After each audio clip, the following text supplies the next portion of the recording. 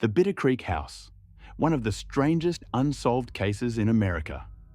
In November of 2008, a quiet family of three moved into an old house deep in the misty woods of Kitsap County, Washington. They were looking for a fresh start, a new beginning. But within just a few months, every one of them would be found dead. No signs of struggle, no clear cause of death, and one disturbing clue that investigators still can't explain. This is the story of the Hanley family and the mystery of the Bitter Creek House. Mark and Dana Hanley, along with their 8-year-old daughter Lily, had been struggling for years back in Peoria, Illinois. Mark had lost his job when the auto plant closed down. The bills piled up, and the stress never stopped. By the end of 2007, they were out of options. Then, a chance appeared. Dana's parents had passed away, leaving behind their old home in Washington, a 2-story house on Bitter Creek Road. Locals called it the Old Myers Place. It had a dark reputation. People whispered about strange noises, and the way its last owners had died suddenly inside. But for the Hanleys, it was hope, a way to save money and rebuild their lives. At first, everything went right. Mark found work at a local repair shop. Dana started a small online business, and Lily loved her new school. She played in the backyard woods every afternoon with her dog, Scout. For a while, life finally felt calm, peaceful. Then, the house began to change. There were old portraits of Dana's parents hanging in the upstairs hallway. At first, harmless, just family pictures, smiling faces. But one morning, Dana noticed that the glass on one frame was cracked.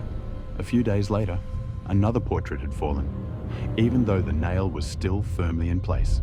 She laughed it off. Maybe the house just doesn't like them, she joked. But the laughter didn't last.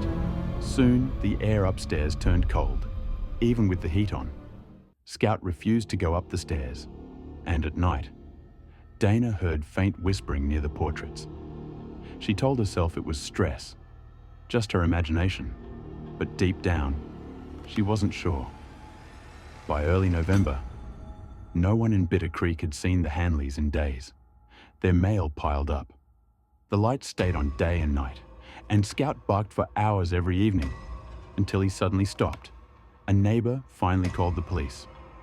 When deputies arrived on the night of November 3rd, everything looked normal.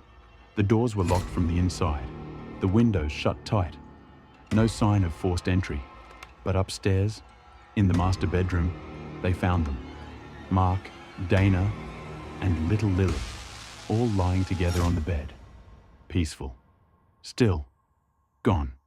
The coroner's report shocked everyone. No wounds, no poison, no trauma, nothing. It was as if their bodies had simply stopped. But then came the detail that would haunt investigators forever.